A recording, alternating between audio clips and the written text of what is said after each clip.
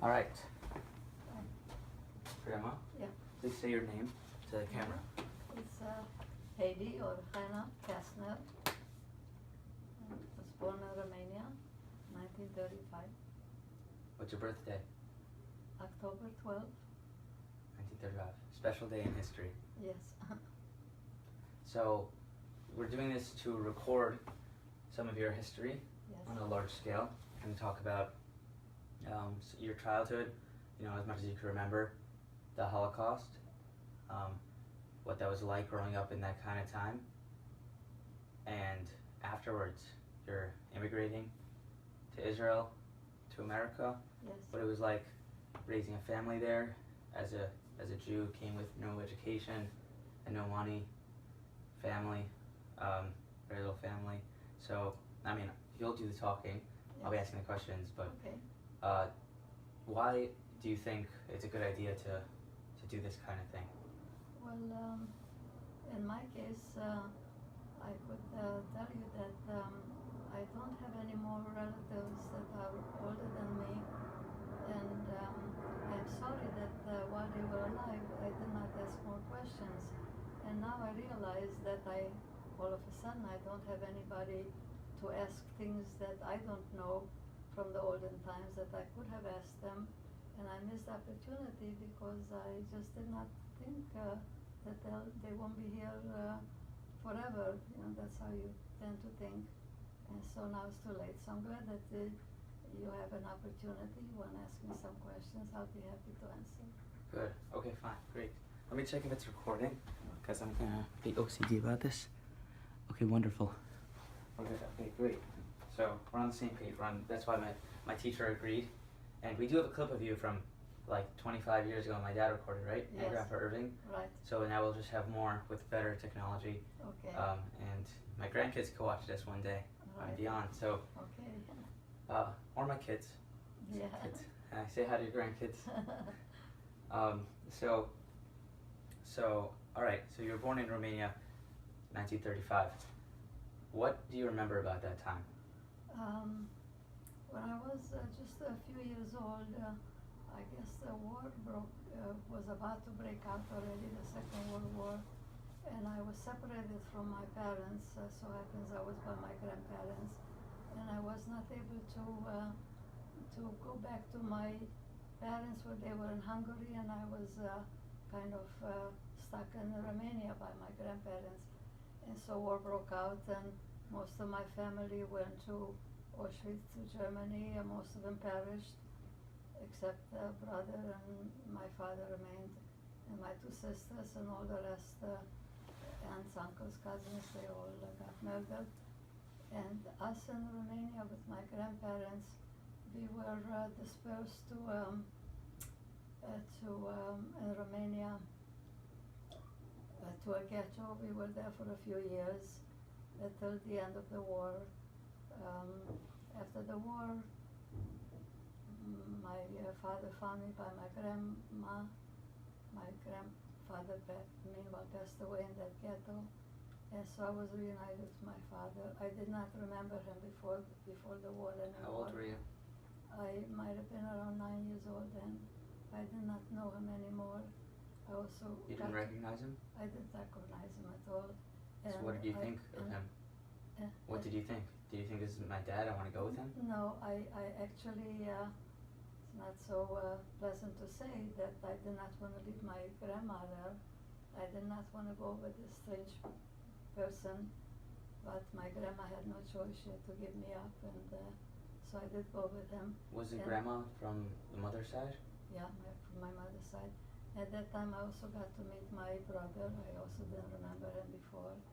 What's his name? His name was Mordechai. And your father? My father was Wolf. Wolf. Yes, and two sisters, Leah and Bessie, they perished in the war. I absolutely don't remember them neither. And so I was with my father for a while, 9, 10, 11. At 12 years old, after the war, I was in the town of Sighet, Romania, and the organized Israeli government, I think, organized that children from after the war should come to Israel with Aliyat Noar. And so I registered, and my father reluctantly let me go with other kids. All right. Some things got deleted, so we're just gonna. I know a lot of the information about, so I'll lead you with questions. Fine. So, before we go on, but Aliyat Noar, Okay. and going to Israel, from Europe when you were a kid. What are some of the earliest memories you have? Do you remember, you were 3 or 4 years old when you got separated from your parents and went to your grandparents? Yes. Do you remember anything about your parents or living with them?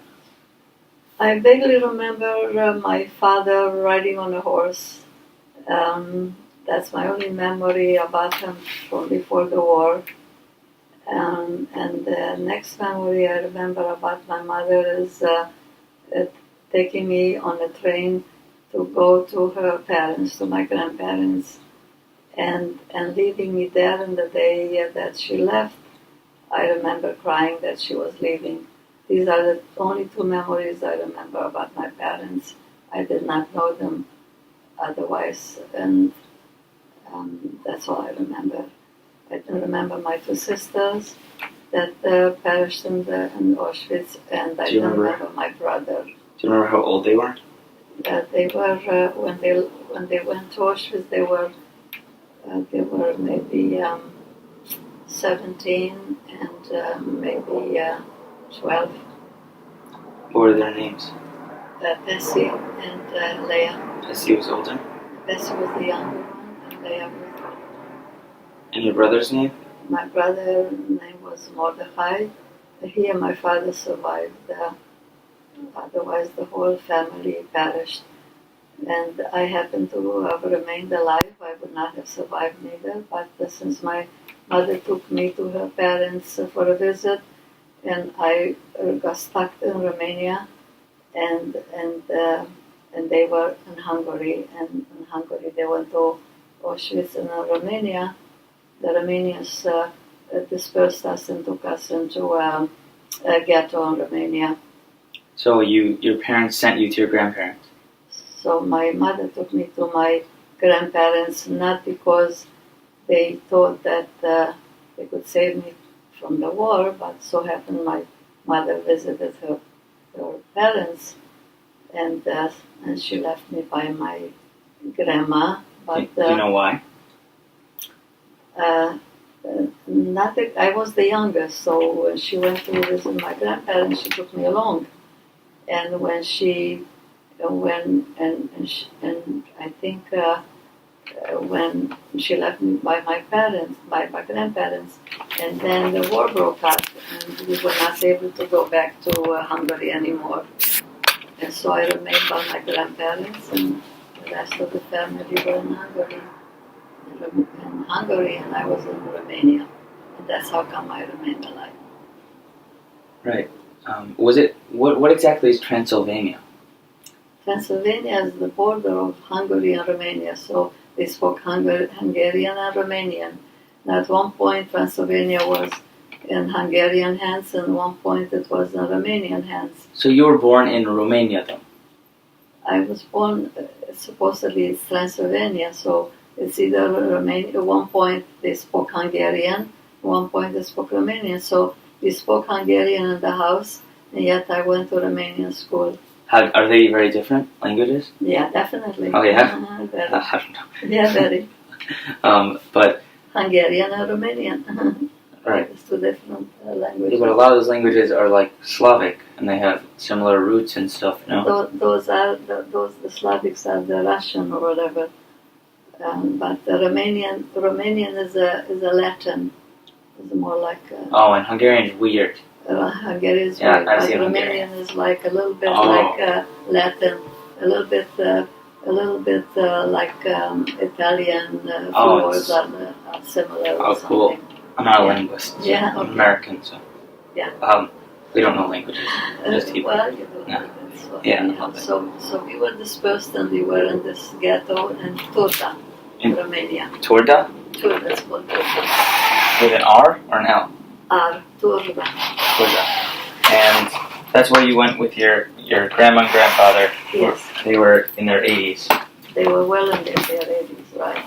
And so in this ghetto in Romania, I think the Romanians, not that they were such good people and they did not send us to Auschwitz because they liked us. They only wanted to have the workforce for themselves.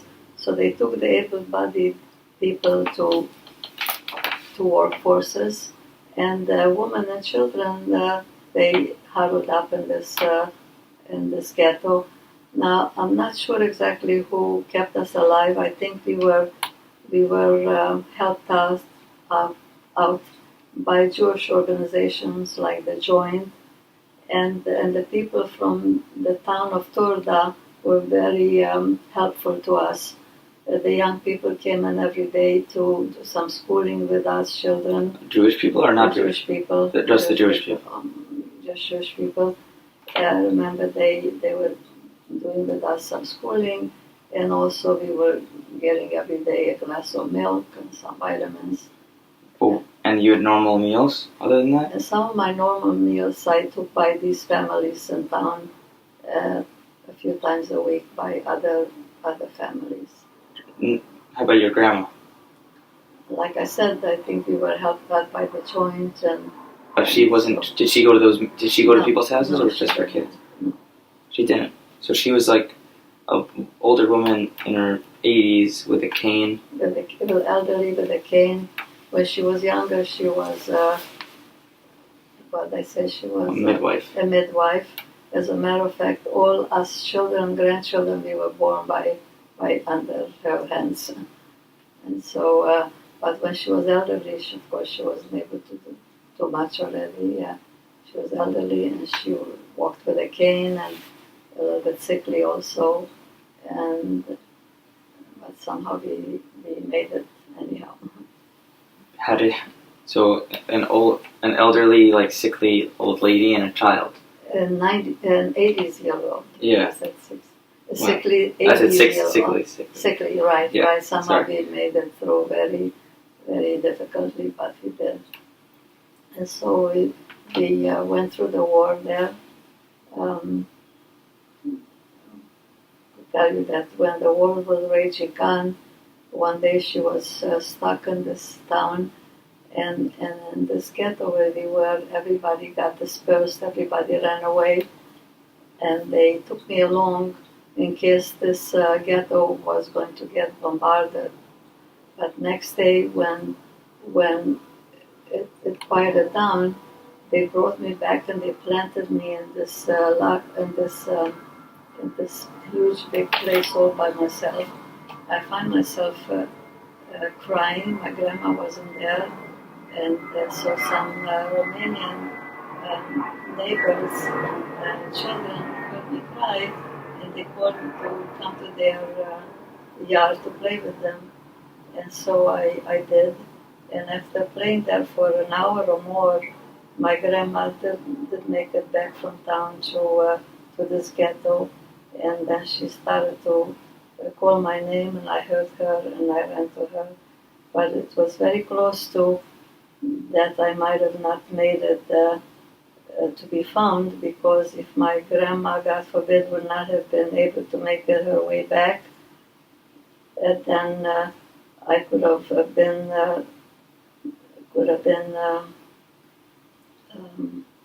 lost by this Romanian family, or they might have given me away to other people. So it was a miracle that she came back and we found each other, and so we made our way. So the bombardment started, of course, again, and we made our way into the town, the middle of the town. Every few steps we would go into a bunker. From yard to yard, each of the yards had bunkers, but nobody lived there because everybody ran away. So we went outside in the yards, everybody had a bunker like. So they would not stay in the house because the houses could be bombarded. So every yard we went into this bunker and then to another bunker. And on the way into each of the yards, maybe we found some tomatoes, but maybe we found some kind of vegetables where we helped ourselves to, and we made our way into the town, and we joined some other Jewish people huddled around some big houses. At one point, one of the houses nearby was bombarded, and I think a piece of shrapnel or glass or something even fell into my leg. I was a little bit wounded, but not bad enough. And so this is where we you have a memory of an explosion? I have a memory of course, of hearing, because we were always hearing bombs falling. You know, that was. Was that terrifying? What did you think of that? You were just a kid. We were huddled, you know, we were like, when we heard an explosion, we were huddled someplace. So again, we heard an explosion, we were huddled, a lot of people against some wall or something, and a piece of that shrapnel or something fell into my leg, and my grandma was able to treat it, but I was okay after that. And this is where we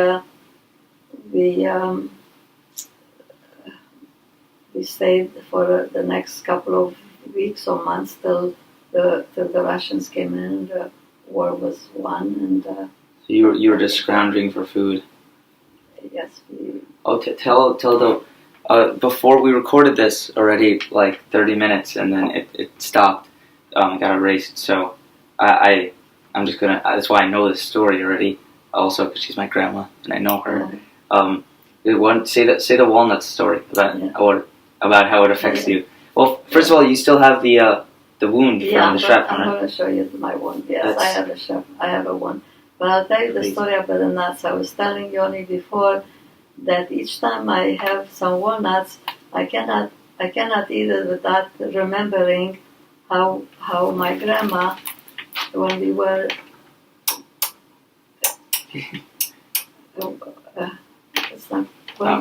my grandma, when we were at this ghetto, every day she would go into town to see if she could scrounge some kind of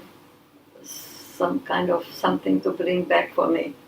So, but she used to usually go to Jewish people, and I imagine she might have been by somebody where they just finished maybe breaking up the walnuts, and she asked if she could take home the shells. So she brings a whole bag of shells home to the ghetto, and she puts it out on the bed, and in order for me to maybe find a couple of morsels between these shells of walnuts. I don't remember if I found too much, but anyhow, that was the idea. That even that was a big deal that she brought home the shells just in case I could find a little morsel of it. So now I could eat as much as I want, but I cannot eat them without remembering how she brought those shells for me to find a couple of morsels in it. That's the story about the shells, the walnut shells. And let's see. So then when the war was finished, I was still with my grandma. My grandma. The Russians took care of you at first. Was everyone in the ghetto, all the Jews, very skinny and unhealthy? I imagine that they might have. I think I even contracted TB maybe. I think or a form of it or something. You remember being sick? I don't remember. I remember being once sick. I remember once being sick, but I don't know what kind of sickness I had. I think, and they took me to a doctor, my grandma, and I do remember getting a big injection, and I have the spot of it right in my middle of my chest or something. I have the spot over there, but I don't know what kind of sickness I had at that point. But after the war, we found out that I had a touch of TB, but it was taken care of. Of course, I was full of lice and full of scraps and full of all kinds of stuff like that. So we didn't have where to wash much, or We didn't have any kind of. So the Russians come in. Yes. And then what? You go on their tanks with them, or? No, the Russians came in. I guess we still not.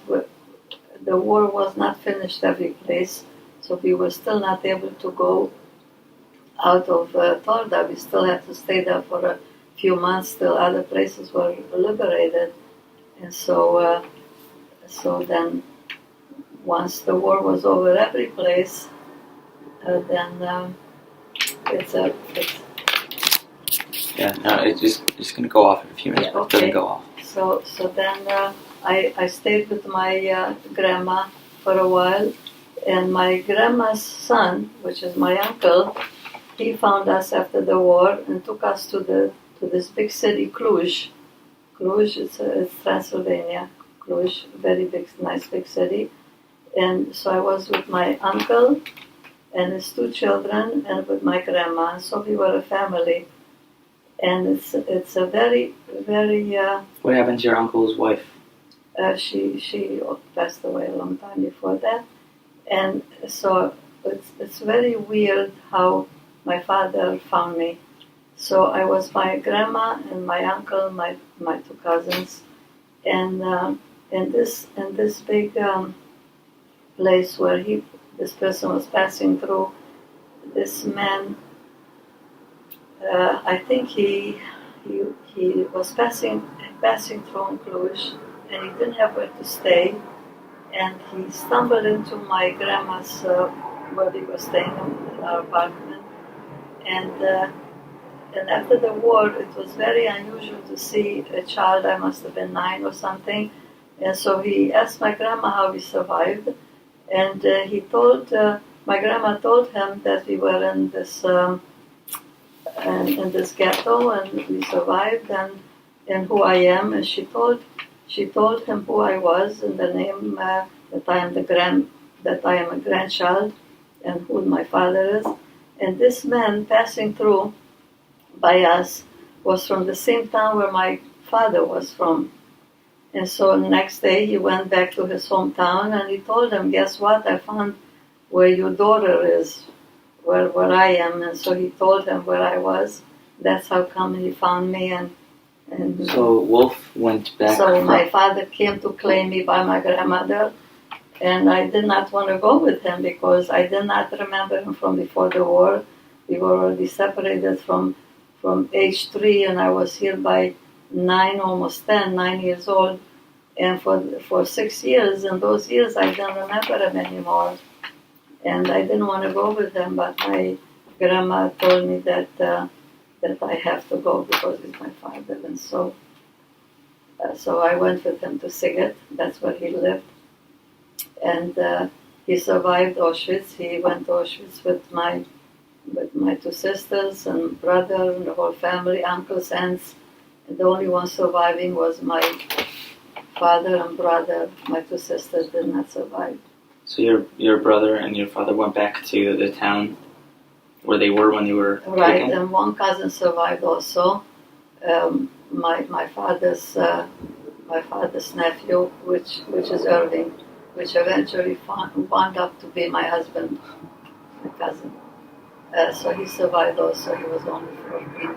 My brother was 17, and my father was in the 50s. And my 2 sisters, 17 Was he and 12, tall? did not survive. Was your father tall?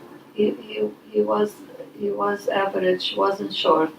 I remember a story my dad said that Grandpa Irving, like he found his uncle or a friend maybe because he was tall at a train station. Only because he was tall, he was able to see him, and then they stuck together. That was his uncle. When? Before Auschwitz or after? No, in the middle of Auschwitz. Right. Oh, in Auschwitz. Right. And they stuck together in Auschwitz. Right. And he survived the uncle? And no, after a while, not. He didn't. That uncle did not survive. Right. But he was with that uncle for a while. So then your father found you. And he brought me to Sighet. I reluctantly went. I was not happy. Is that where he was from? Sighet? Yeah. Oh. Where Eddie Wiesel is from. Also, probably they went together to Auschwitz from the same place at the same time. Anyhow, brought me to Sighet, and my brother was there, and he brought me to his brother. His brother remarried after the war, and there was my father, my uncle, my aunt, and my brother. And I was the youngest. I went to school, and I went to... Where did your grandma stayed with your... And my grandma stayed with her son, with my uncle, my mother's brother. So you went to Sighet. Did you ever see her again? Yes, so... okay. Yeah. So go in order, sorry. All right. Okay, So you were in Sighet? So I was in Sighet, and they sent me to school, and then... and also... What year? This was 1940, 45. 45. It's 45. Sighet. Yeah, 45. 7 years 45. Yeah. 6, 7 years old. No, Oh, no, I'm sorry. 9, 10 old. years old. Exactly. I was thinking the start of the war. Right. And so besides going to school, Romanian school, they also sent me to some kind of a cheder, where it was boys also, but we were learning how to read, because we didn't know how to read in Hebrew yet. So you got a Jewish education. So I got there a little bit. So before going to Israel... Did you know any Hebrew before you went to Sighet? Before Sighet, no, I just knew some brachot. Your family was religious? Yeah. Your grandma and grandpa? I do remember my grandpa. He passed away in the ghetto, when he would take out from his pocket a little bit of a piece of sugar, not a candy, but piece of white sugar. How do you call it? A cube. Oh, sugar I cube. remember that he had a piece of cube in his little pocket, like a watch pocket. That's where he would keep it. He would take out a piece, and he would break off a piece of it, because he had the piece yet from the house. I mean, he only lasted so long. He just broke out the piece, and before he gave it to me, he made me make a bracha. Yeah. Right. So. What was his name? Baruch. And last name? Entenberg. And my grandma's name was Miriam. Miriam. Right. And my grandpa was Baruch Entenberg. As a matter of fact, my older son Bernie in Israel is named after him. Yeah. Right. And so at one point, when I was in Sighet, my father let me go and visit one time my grandmother to Cluj. He put me on a bus, and you went alone? I went in alone Europe? on a bus. Yeah. Jewish girl? Yeah, a 10-year-old. And Wow. so I made it to go to visit, and then came back to Sighet, and then at the end of 47, the Israeli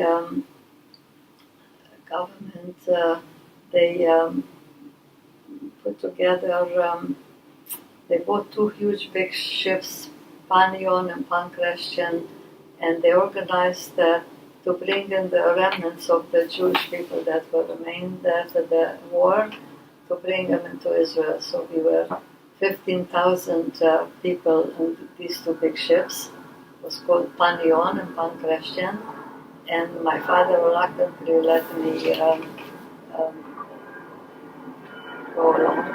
There were 4 other girls from Sighet that we went together, and so we registered, and at the end of 47 we were on the way to Israel in these 2 big ships, and on January 1st, 1948, the British intercepted these 2 big ships, and they would not let us go into Haifa, but diverted us to Cyprus. So we were in Cyprus for a few months. And did you have school in Cyprus? Yes, and we were getting some schooling. We were dancing horas and singing and stuff like that. And so in Cyprus we lived in a tent, and we got they gave us food, right, every day. But after a few months, as children, we were led into Israel. It was March 1948, that we were led a group of children were let us into Israel. Now, being that all of us were without parents, so we were sent to children's homes. I was sent with the other 4 girls from Szeged. We were sent to Ranana, to a children's home named Mossad Beitenu, just for girls. A religious place. We learned Tanakh and Hebrew, and we worked a half a day and learned a half a day. And so how long were you in that children's home for? About 2.5 years. So do you remember the day that Israel was declared? Which one? The Declaration of the State of Israel. So we got to Israel in March 1948. Now, I don't know if they can hear you. It's the plane. I could edit this out. All right. okay, Yeah. so we were in this Mossad Beitenu, and we worked a half a day, and we learned a half a day, got schooling, and now came around. Of course, the war broke out. There was a war, and Israel won, thank God. And it was May 1940. No, not yet. The war broke out afterwards. Anyhow, Ben Gurion proclaimed in May 1948, when the British left Israel, then Ben Gurion proclaimed Medinat Israel. So our teacher gathered us around the radio that we should hear the proclamation. It was a Friday afternoon, and I remember Ben Gurion saying that Israel was proclaimed. And so that was a Friday afternoon. Big celebration? It was a celebration, but right after that, the war broke out. So there was a war after that. Right after? Right after, sure. We were attacked. But we, thank God, didn't feel it so much. We were like out of the city, right? Out of the city. And after a while, it was Armistice Day. It was okay. And anyhow, we were in this Mossad for 2.5 years.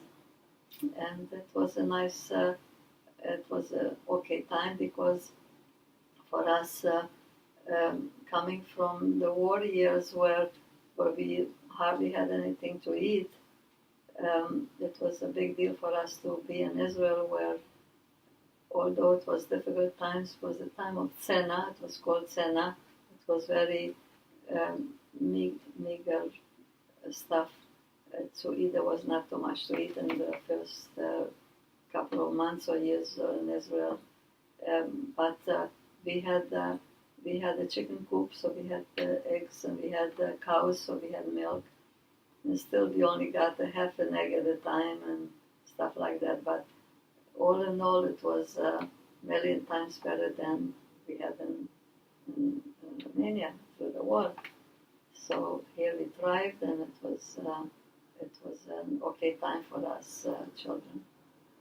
Did you connect with your father while you were there? Did you stay in contact with letters? Yeah, so we stayed in contact with letters, and I sent pictures from the children's home. We made pictures, and I sent them. So by that time, he wasn't a stranger? No, by that time, not anymore. And meanwhile, my brother, after the war, while I was still, before I even left for Romania, my brother and my cousin also survived the war, and my cousin, which wound up being my husband, him and my brother came together to the United States after the war, and so they remained together each time. They were like brothers. They took care of each other. After the Holocaust. After the Holocaust, after the war, they came. And what year? 45? 47. 47. So where did Grandpa Irving stay right after the Holocaust? With my father, with us. Oh, you lived in the house together? Yeah, well, that's how I got to know him. He remembers me before, because he was older than me then with 5-6 years.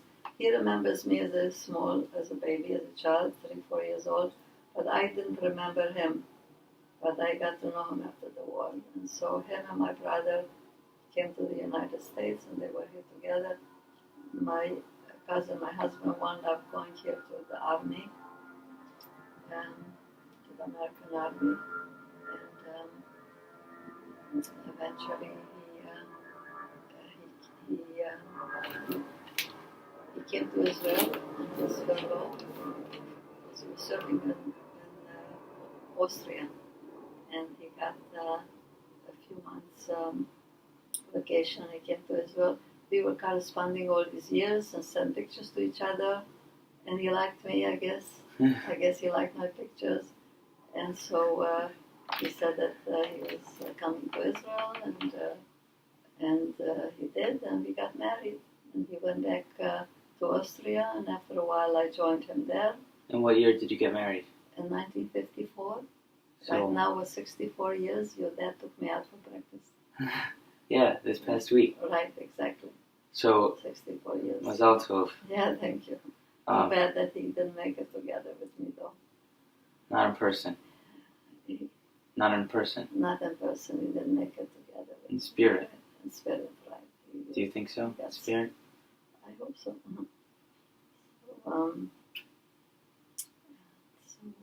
So you so after 48, how much longer were you living in the children's home? You said 2 years? 2.5 years. So then, what happened at the end of the 2.5 years? After we outgrew being in the children's home, if we didn't have parents to where to go to, we didn't have anybody, and I didn't have any.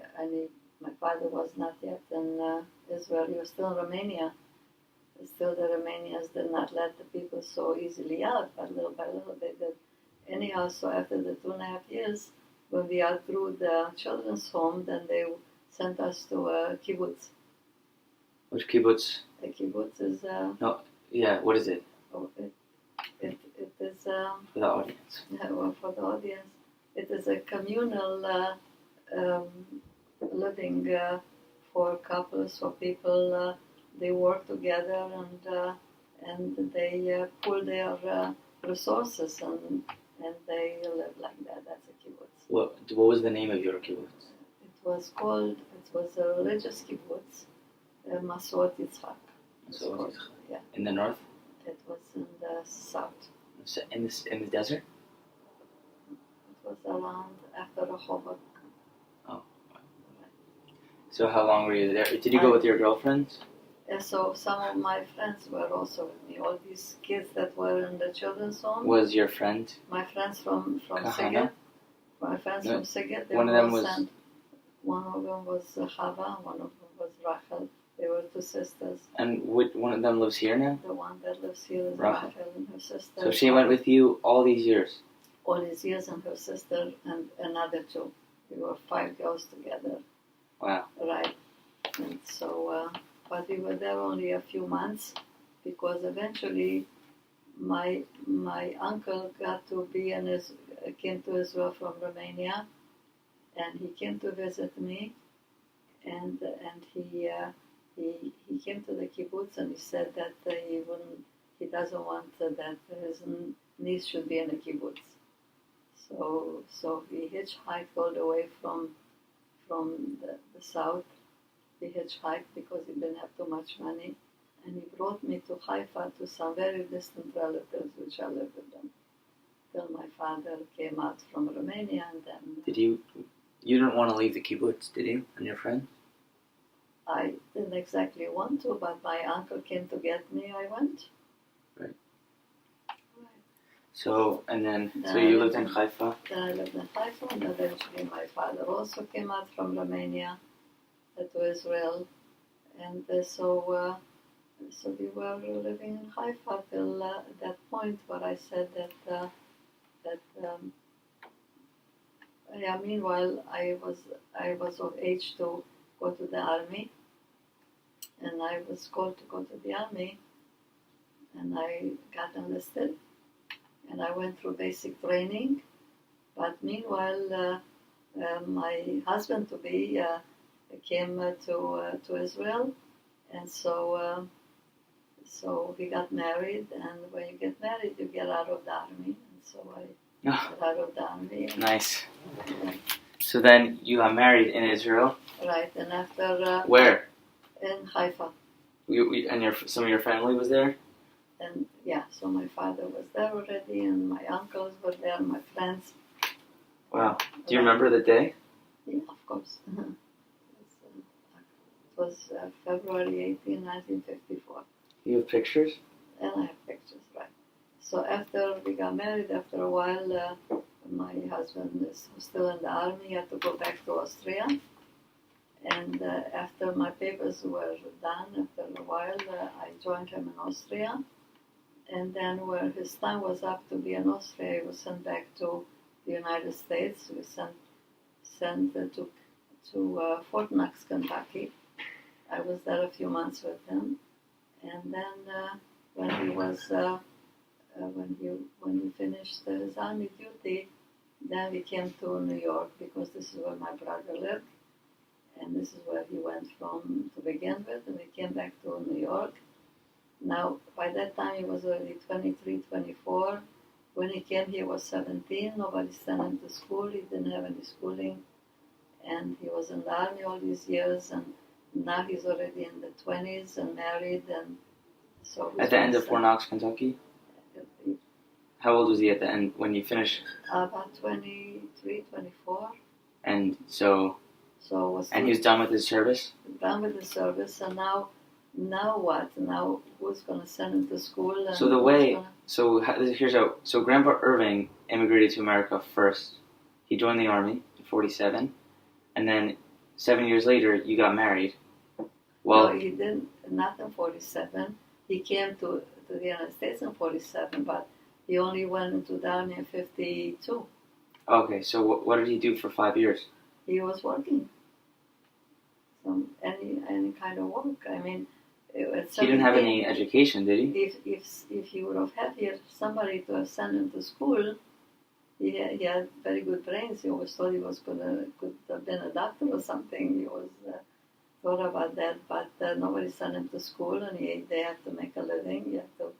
Him and my brother, and they were together always, and so. And so then he went into the army and didn't have any schooling. And he came out of the army already married with me. And so still nobody was sending him to school. Although if he would have smart enough, he could have gone on the GI loan or something. There was such a thing that if you were in the army, he could have gone. But meanwhile, he had to work because he had to pay rent, and he had a wife already. So he couldn't afford to go get schooling. I guess not. And so you came to America, and after came to America, originally you were in Fort Knox, Kentucky, so you were taken care of by the army while you were living there. But once his service ended, here you were in America with no money, basically, right? No money, right. No education, not much, and almost no family. Yeah, so my brother, right. And he didn't have money. And or education. And he was working, and he was married by this time already, maybe with a baby already.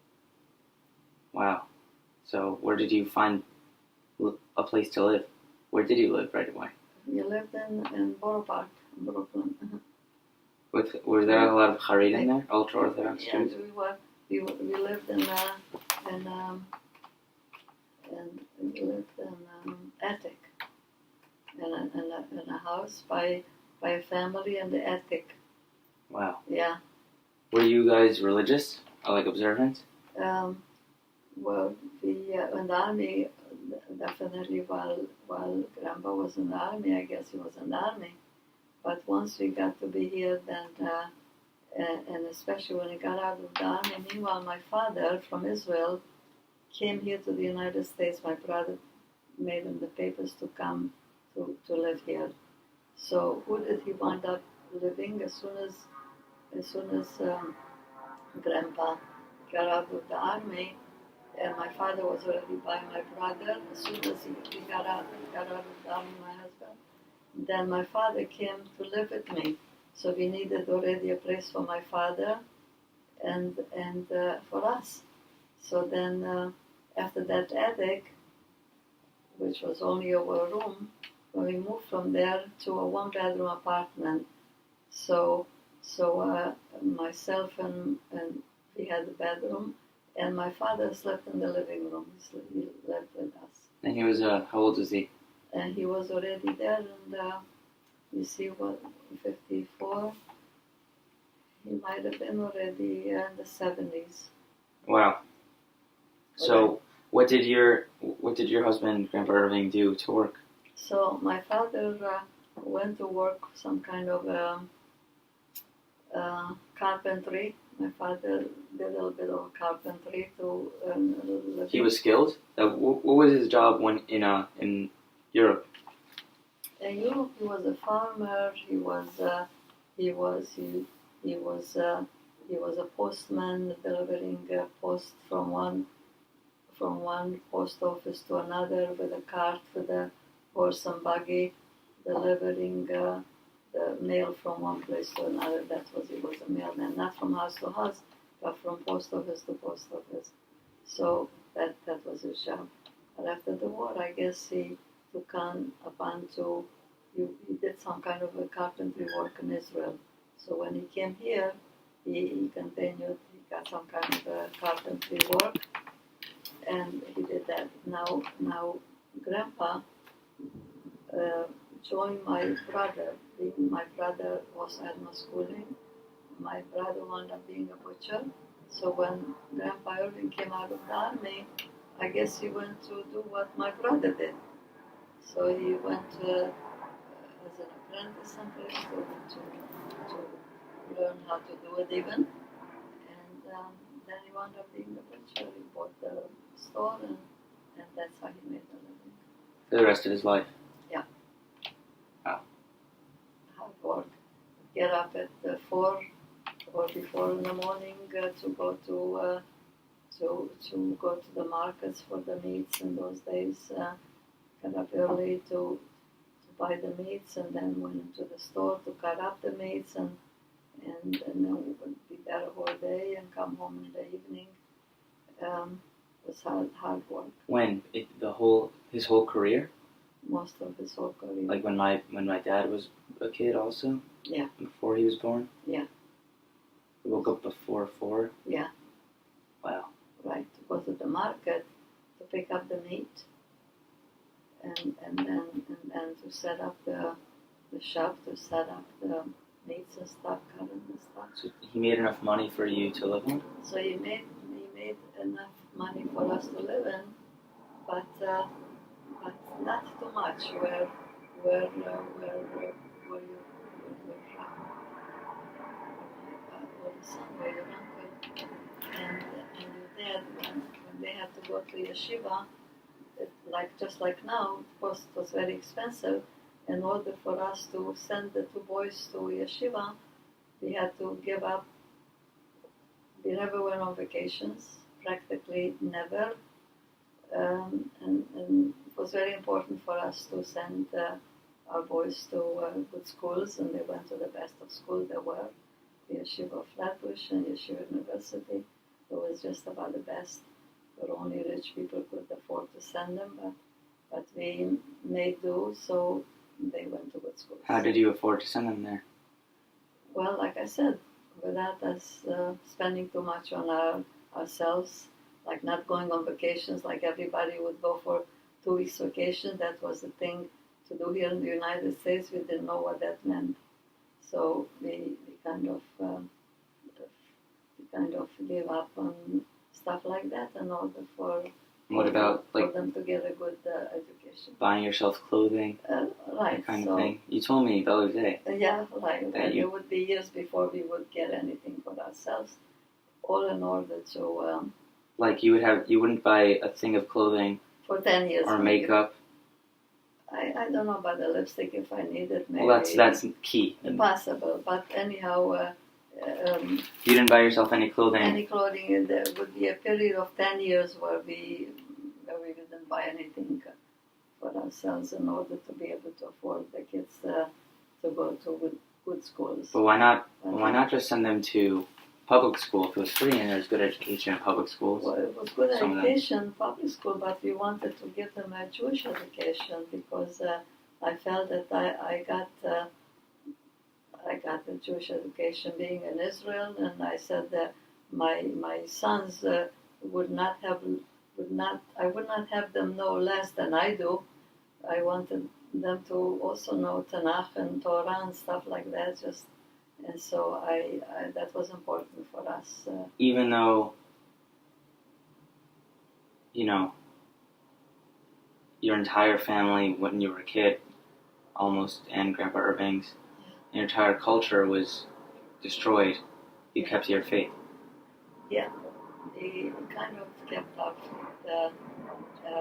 I could say that I could give you an example, even though I did not really know too much and I wasn't brought up in a regular home with a mother and a father and brothers and sisters.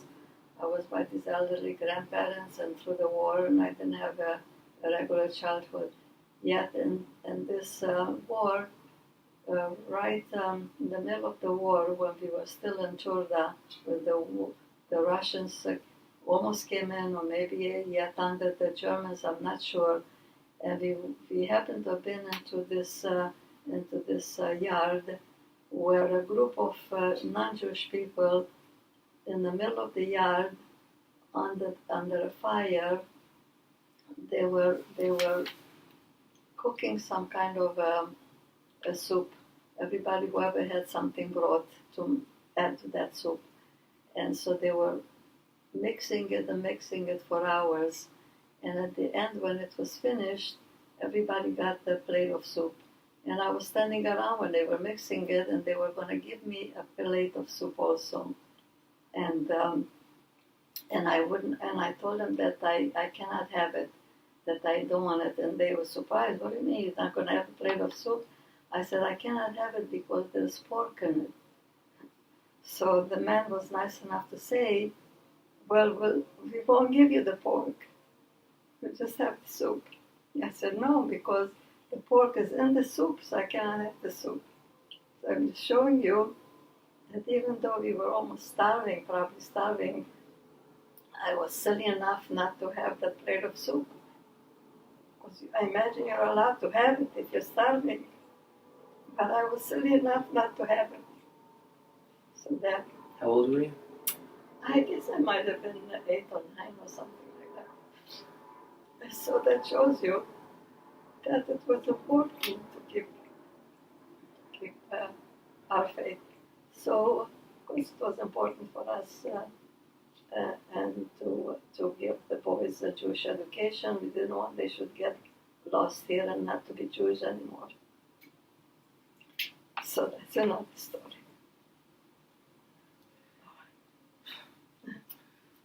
I want to take a drink. No, okay. Not really, I'm all right. Okay. I can't help it once in a while. Of course. Keeping up going. Of course. Yeah, so that was one of the times that you could see that it was important. Although if I would have asked my grandma, she would have let me have it. Yeah. But she was there. Also a rabbi. She wasn't there. So. Yeah, so they went to good schools, and yeah, that's it. But you never. So your faith was so integral. Yeah. Like your identity as a Jew was so important to you. You didn't question it ever? I kind of. How did you did not, come to? I kind of did not. Of course, later on, when I was Spartan, not when I was those years. Yeah, no. Later, you think, how could it have happened? How could it have happened? What could have happened? And sometimes I would feel, in a way, like I read in many of the books, guilty. How come I survived, and my 2 older sisters did not survive, and all the other cousins didn't? And so. Well, continue your point. I still want to hear it. I don't know what just happened.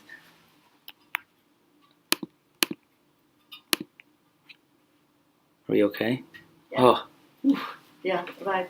So sometimes I'm questioning how come that I survived and my other siblings didn't, although they were older than me, and how come they didn't survive? Well, the older sister certainly could have survived. She was 17 or more, but the 12-year-old would not have survived. So unfortunately, maybe because of the 12-year-old, the older one did not neither, maybe. I think she might have stuck with her. Maybe they went together or something like that. But then, like many others, you have, for a long time, you have this guilt, how come I did and they did not. But So sometimes I tell it to your dad and to your uncle, maybe God made me survive somehow, so I could have such nice offspring like your dad and your uncle and you guys afterwards. I guess. Oh. Something like that. But, and you still feel the guilt? Well, it's there. I guess it never goes away. But I guess, like I say, I'm putting it because I'm showing some good results from your people. I'm glad we can make you proud. So, so you've been a citizen of Romania / Hungary, Yes. of Israel, Right. and of America. Right. Do you feel? Let's start with the first one. Do you feel Romanian? No way. What do you think of Romanians? Like, No. I many times your dad is asking if I want to go back to roots, to Romania, to Hungary. Absolutely, I have no desire to go back to those places where we were treated so terribly and where we lost our family and all that. I have absolutely no desire. I don't have any nice memories. I only have bad memories. Maybe some older people, they might have some nice memories from their youth that would bring them back or something. I absolutely have no nice memories from my youth. I only remember bad things, so why should I want to go back there? So I don't consider myself Romanian, Hungarian. If anything, then I'm Israeli and American. and a Jew. So, do you feel American and Israeli? Yes. As in, do you associate being Israeli, like your Israeli citizenship, or your Israeli, like you being an Israeli, not the legal thing, with being Jewish, like, right? As in, I'm trying to say if there are three different identities, there's the Israeli identity, the American identity, and the Jewish one. Or do you not even think of it in these terms? Like, if I were to ask you, do you feel more American or more Israeli? Is there an answer? Well, that would be hard to answer because I live here more than 60 years and I feel more at home here than even in Israel. Although in Israel I'm home because I came there as a child, but I'm here most of my life, right?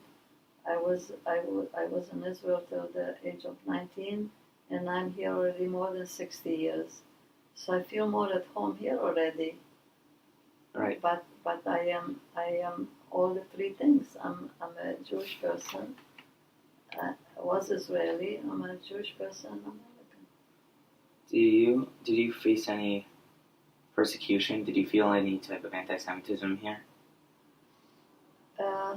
Not too much, but I had one incident when your dad was maybe 4 or 5. It might have been on a Pesach.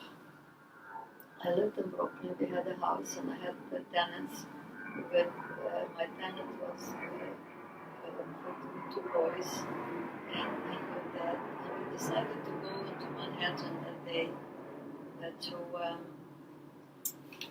the park, to Central Park maybe. Now we went to Central Park after we went. I don't remember. Your dad is going to remember where we went mainly. Maybe to the museum or something, but we wound up in the park afterwards, right? Yeah. So we're sitting in the park, and you guys were having, your daddy was having a matzah sandwich or just matzah, right? And these kids, non-Jewish kids, seen the kids having matzah, my tenants' kids and your dad, and so they said some kind of a slur about Christ killers or something like that. So then I turned back and I said to them, so who do you think Jesus was? He was Jewish too. Something like that I said. Because they said something in that version. They seen us eating matzah, so they figured we are Jewish, right? So that was the only time. But that's for children, right? That was the only time. The only time. Did Grandpa Irving have to ever work on Shabbos? Did they force him to? Well, Before he was his own boss. No, he was in the army, so imagine he did things what he had to do as a soldier. Right, but I mean, you know, that wouldn't be the case anymore.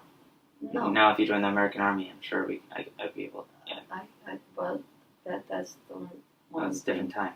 Right, but I don't think he handling in the army. I think that he might have not.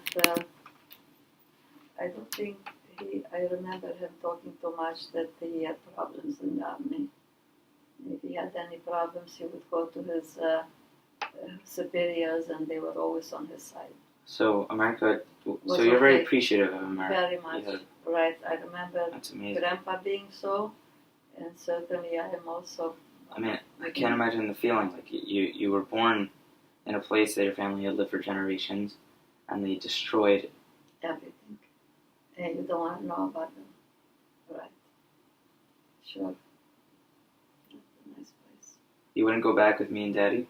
No. He thinks you might. I What if I asked you? No, I'm joking. If I tell you that it doesn't bring me back nice memories. And I wouldn't want to ask you. Right? Yeah. Yeah. Of course. I'm not yearning to see something that I have something nice. There's nothing nice that I want to see that. Destroyed everything together. So America was good to Grandpa. Did you work?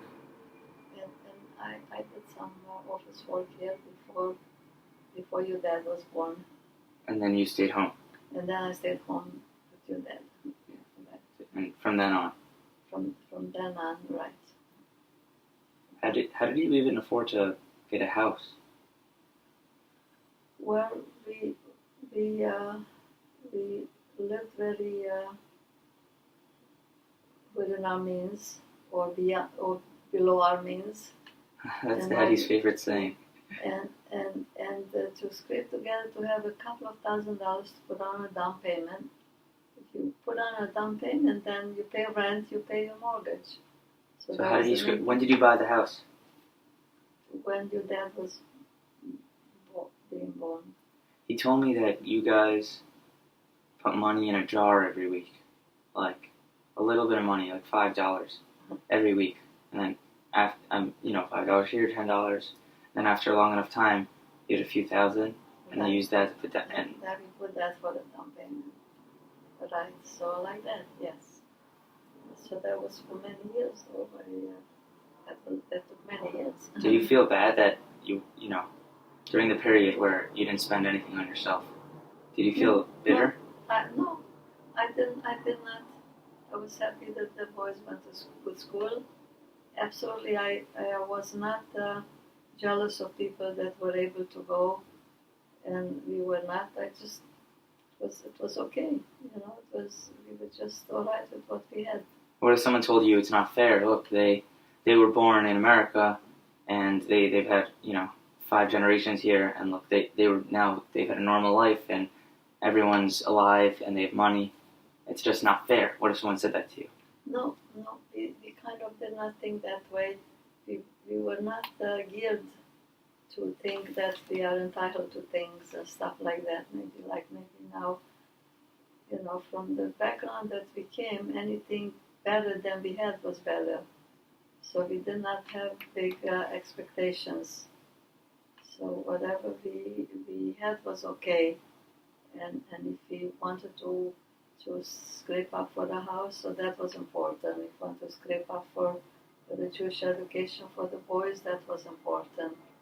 And we didn't think that doing for ourselves was just as important. Maybe today people think differently, and they're right, maybe. But that was our thinking, which I never regretted, by the way. So they're not right. Excuse me? You said maybe they're right? Maybe you guys, maybe they are right to think that you're also entitled to things. I think you are, maybe. You think so, even though? I think because you're born at different times and to different parents, you're entitled to more. We might have been entitled to, but we were not able to. So we did not expect. We didn't expect it. Yeah, you're saying it makes sense for someone my age to not be as humble, or because you're born a different era, different parents. but we should still strive to be, no? Shouldn't we try to be? You should Try to not feel entitled. Well, Because it could have been us. We're just lucky we were born. well, I was born 60 years after you. well, it's okay to think of it and do some good, but you're entitled to what you're entitled to also.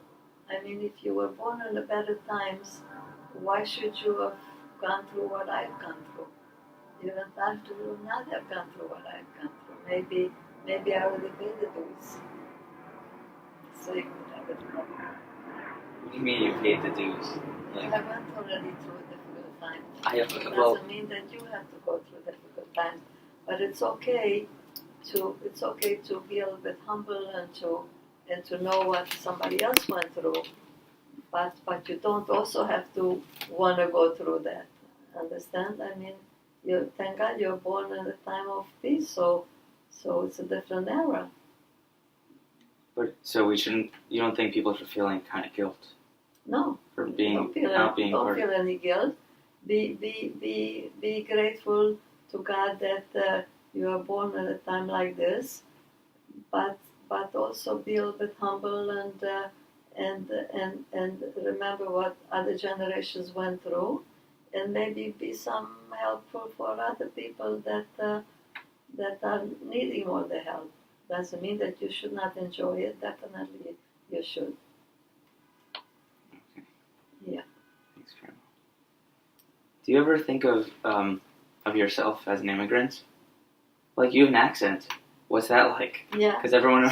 So I guess I resent having an accent. I'm here many years. I'm here 60 years. I shouldn't have it. So I am kind of. Well, it's no one who comes at your age ever gets rid of their accent. Yeah. Imagine even Kissinger, which he came here as a 12, 13-year-old, and he got to be a professor or whatever he was. Even he did not lose it. Yeah. Exactly. They say it's like sometime in the first 10 years of your life, and then you get locked in with your accent. Terrible. Yeah. So like, you know Ori? Yeah. Ori, my friend? Yeah. Who moved to Israel? Yeah. He moved when he was 10 or 9. He moved when he was 9, I think, in 2007. And he has a perfect Hebrew accent. And even when he speaks English, he sounds a little Israeli. Like, he doesn't have a perfect English accent. Really? Yeah, because he carries over, like, you know how in Hebrew, like, phrases are said maybe more abruptly, or like, you know, like, no, like that kind of thing. Yeah, so like if I say a sentence like this, he might say, like, a sentence like this, and he'll, like, put a weird emphasis on a certain sound. It's very subtle, but you can tell. But he's perfect Hebrew accent. Yeah, or like Idan, Rachel's boyfriend. Yeah. He has a perfect American and Israeli accent. Wow. And Because he's older. Yeah, when he's a teenager. He was older. Yeah. Well, he also knew Hebrew. His mom's Israeli. Okay. So he always spoke Hebrew in an Israeli accent. That's another mistake I did when your Uncle Bernie was younger, that I did not speak in the house a little bit. Oh yeah, he has an American accent. Yeah. He lives in Israel now, and he sounds very American. The reason I did not want to introduce another language in the house, because myself and my father, we spoke Hungarian, because I don't speak Yiddish. Yeah. Your grandpa, my husband Irving, and my father, they spoke Yiddish, and me and your grandpa spoke English. So we already had 3 languages in the house: Hungarian with my father, and them in Yiddish, both of them, and me and grandpa in English. So we already had 3 languages. Oh, you spoke English to each other? You and grandpa? Yeah. From the beginning? Well, not from the beginning, because before America. You didn't know English when you got to Fort Knox, did you? I already, yeah. How? In Israel, I learned English. Oh, they taught you English in Israel? I went to, But they didn't teach you in Europe, did they? No. So you know zero English? I knew already English when So how did Grandpa Irving know English when he got to America? Did he know any English? I don't believe so. Oh my God! Yeah. I can't imagine. He came here with nothing. He just had clothing on his body. But he came like after the war, as immigrants from after the war from Auschwitz. So the American government took him. They helped them. They put him into a home even. So after a while in a home, they didn't want to be in a home. So my brother and Uncle Irving, they left the home and they went to live on their own. And then they scraped and they went to work and whatever stuff like that. Was it? So people in America knew all about the Holocaust after the Holocaust, like in the 50s. So they knew all their, like how we know it now. In the 40s. Right. It was finished in 45. So right, in the but 40s already. Right. I'm saying. He came here in 47. But during the war, it was kind of like murky, like they didn't know exactly, right? From what you know. That's what they say, that they didn't know exactly. I'm talking about the American public, not like the government. I'm saying I'm asking about how did like regular Americans, like not Jewish, they didn't perceive know exactly what was going on. Right. So once they learned them, let's say right after the Holocaust, all the American public, they saw the pictures of Dachau and Right. Auschwitz, which are horrifying. Right. If none of you saw them, you should. Right. Maybe I have to look away when I see them. And so people in America saw those, and then the survivors, like Grandpa Irving, from those places, literally in Auschwitz, come to America. Did people in the street like respect them or pity them? Did they acknowledge it ever? Like, wow, you survived Auschwitz. Because like a Syrian refugee today, or somebody who's in an awful situation, I can envision, they'll get interviewed, and amazing. I think they courage. were sympathized. Yes. They did. I think they were sympathized. Yes. But you didn't experience it in yourself. I didn't already because I came later already. But Grandpa Irving, my brother, they came the end of 47, but soon after the war. Yeah. I'm already longer after the war. I think they were sympathized, and as a matter of fact, they were helped. They were brought here to the United States through, I think, they were helped. Yeah, what's the name of HIAS or something? HIAS, Hebrew Immigrants Aid Society. Something like that. Yeah, I almost interned for them in the summer. Oh wow! Almost. Let's see. Is it? Okay. Okay, good. So by the way, one day in the future, Yes. we're gonna. This is great, Yes. but it's like bad picture, and one day I want to redo it with like a good camera, Okay. like a Racheli's help maybe, with like her big nice camera, Okay. and we'll do it again one day in the future, Sure. and we'll get a lot more. All right. But so let's think. Well, let's see.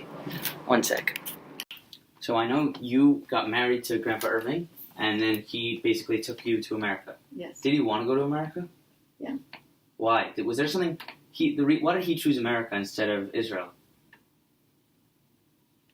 Like, what was the vision of America in your head before you moved, or Grandpa Irving before he moved? Well, in his case, was that after the liberation from the camps, most of those Jews that were survivors, the United States were nice enough to take them in, and so they knew that it's a better place, and they were happy to come here. And Right. so I guess the same thing with me. Once I got married to your grandpa, it was okay to come and join him here. It certainly was a good thing. Did you have like an image of America as like a place of freedom and streets paved with gold? Yes, because we've seen the movies. Everybody sees the American movies. The American movies are all made with happy endings mostly, and with golds and the streets and stuff like that. Cary And Grant, Grace Kelly. So this is what your image is. As a matter of fact, the first time when I came here and I seen that there is such a thing as dirt and stuff like that, I couldn't imagine that United States. No way. Yeah, I said, what? In the United States is dirty stuff like that. It's all like in the movies, you thought. You thought it was gonna be all beautiful Right. and like a movie set Right. as a country. Right. Yeah. That's great. Yeah, I'd imagine. That's a silly teenagers. Yeah. Okay. Right. You were very young, but that was a normal conception. It was like a place of hope, also. Yeah. And Definitely. he sent you letters from America. Yeah. So did he describe America in the letters? Not not much, but definitely it was a better place because they were treated okay here and they were happy here, so it was a good place. Do you still have any letters? Old letters? Yeah, your mom, I think she's holding some of the letters from Grandpa. And I can show you a couple. Yeah. Yeah, I think it's interesting. You have them here also? Yeah, I'll show you a couple. Okay. I have to show you my wound and I'll show you some. And wedding pictures. And I want to see those. Right. I'll show you all those things. Okay, great. Well, thank you so much, Grandma. Yeah, you're welcome. Is there any kind of message you could think of about appreciating America? Yeah, like I said, we are very appreciative. First of all, your grandpa was came here right after the camps, and it was a big thing to have been let in, and he felt home here. He went to the army. He served here 4 years, and we were making our home here. It wasn't easy. We didn't have it very easy. Nobody was here to help us that much, but we made it, and we are appreciative that you're able to go as far as you're able to go. So yes, we are appreciative. Even though you came with all of these, the odds were always against you. In Europe, they were against you, and here also. If you come here with no money and no education, And no family really that could help you, No, so, really. and then so you just worked hard.